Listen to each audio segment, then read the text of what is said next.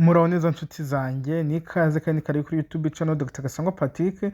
Umunsi ngiye kubaganiriza ku ngingo mwatoje muri benshi cyane mutwandikira muri comment bimwe tugiye kurebera ku biri hamwe ibiribwa 10 bihindura uburyo ubwonko bw'umwana bukura bigatuma agira ubwenge bwinshi, kwibuka neza no gutekereza byihuse. Kimwe tugiye kugezaho ibiribwa 10 wagaburira umwana wawe bigatuma akura ari umunyabwenge cyane.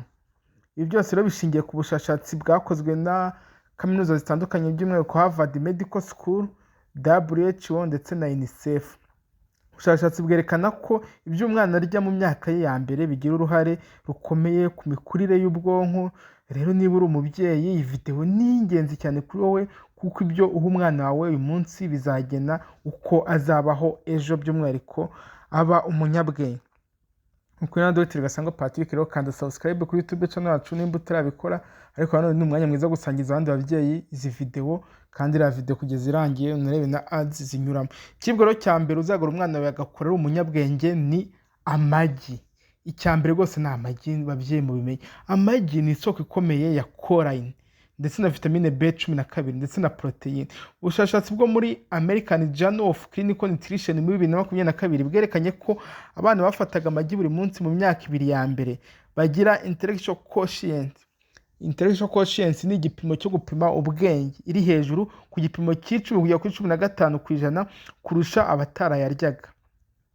Ino choline ifasha mu kubaka neurotransmitter mu bwonko, aribyo bituma umwana yibuka neza kandi akiga byihuse. Umwana rero ashobora guhabwa igi rimwe ku munsi ryatetswe neza, si byiza kumuha iribisi.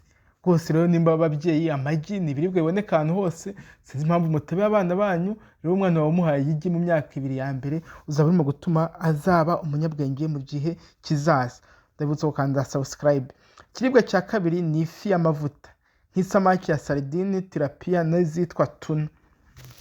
Izi fi zifitemo amavuta, zikaba zikungahaye kuri omega 3 fatty acid zifasha mu mikurire y'ubwonko. Ubushakashatsi bwa Harvard Chan School of Public Health muri 2023 bwerekanye ko abana barya amafi nibura 2 mu cyumweru bagira imikorere myiza mu masomo ndetse n'ubushobozi bwo kwibuka buruta 30% ubw'abandi.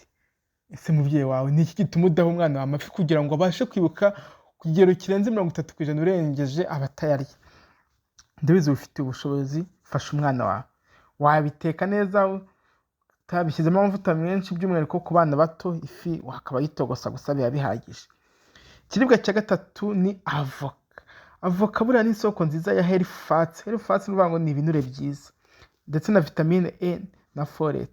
Ibyo byose bifasha mu mikurire ya neural connection, bivuga ngo connection y'ubwonko. UNICEF Nutrition Report 2024 yerekanye ko abana barya avoka cyangwa ibiribwa bifite amavuta meza bagira gutekereza kwihuse no kuba abanyamwete mu gukina ndetse no kwiga. Ikiribwa cya kane ni imbuto z'ikirungo, twavuga blueberry, strawberry n'ibinyomoro. Zino mbuto zikungahaye kuri antioxidant nka anthocyanin zifasha kurinda ubwonko ku mitima n'imihangayiko.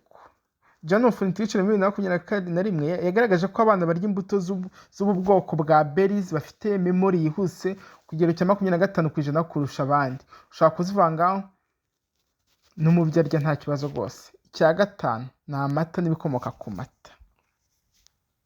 Amata atanga calcium, atanga vitamine D ndetse na protein. Ibi byose rero bifasha mu mikurire y'imitsi n'ubwonko. Umuryango WHO World Health Organization Infant Nutrition Guideline 2023 igaragaza ko abana banywa amata buri munsi bagira imitekerereze myiza n'ubushobozi bwo kwiga byihuse. Gira neza rero umwana wa amata y'inka cyangwa se amata y'abana bitewe n'imyaka afite. Mbibutsa ko amata y'inka tuyaha umwana warengeje umwaka. Ibiribwa cya gatandatu ni ibinyampeke byuzuye. Oats, brown rice, ibikomoka ku masaka n'ibigori. Ibinyampeke byuzuye bitanga energy igihe kirekire ku bwonko. Francia in Pediatric muri 2020 yavuze ko abana barya ibinyampeke byuzuye mu gitondo bagira attention span ndende n'ubwenge bwo kwiga neza ku ishuri. Wamukoreye igikoma cy'amasaka kivanzemo n'amata n'imbuto zitandukanye n'ibindi. Ikiribwa cya karindwi ni ibishyimbo n'amashaza. Ibishyimbo n'amashaza buriya bikungahaye kuri fer, iron, zinc na protein. Iron rero cyangwa fer ifasha mu gutanga umwuka mu bwonko, kandi nubwo abantu benshi batabizi, iron deficiency ni imwe mu mpamvu zitera abana kudatekereza neza. Iron deficiency, fer cyangwa se ubutare buke. WHO ivuga Global Child Nutrition Report 2022 yavuze ko umwe ku bana batatu bafite iron deficiency baba bafite delay in cognitive development, va mu buryo bwo kumenya baba bafite delay. Mu bana batatu bafite fer nkeya, umwe muri bo afite ubwenge butakuzwe cyangwa se butabaye develope neza.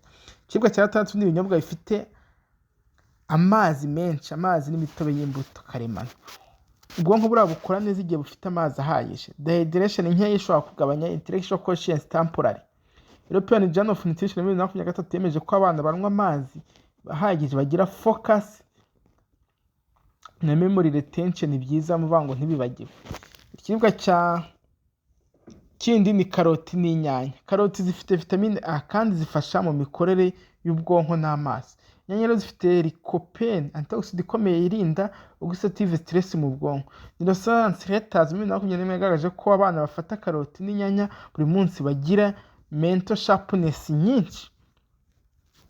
Ikiribwa cya 10 nacyo cya nyuma ni inyama y'inkoko cyangwa ifi. Ibiribwa bitanga vitamine B12, zinc na iron bikenewe mu mikurire y'ubwonko. Harvard School yerekanye ko abana barya inyama 2 mu cyumweru z'inkoko bagira intellectual score iri hejuru ya 5-8% kurusha abatabirya. Urumva ko rero ni ingenzi cyane. Murakoze rero cyane, mubyiteho mu bigarura abana banyu. Subscribe.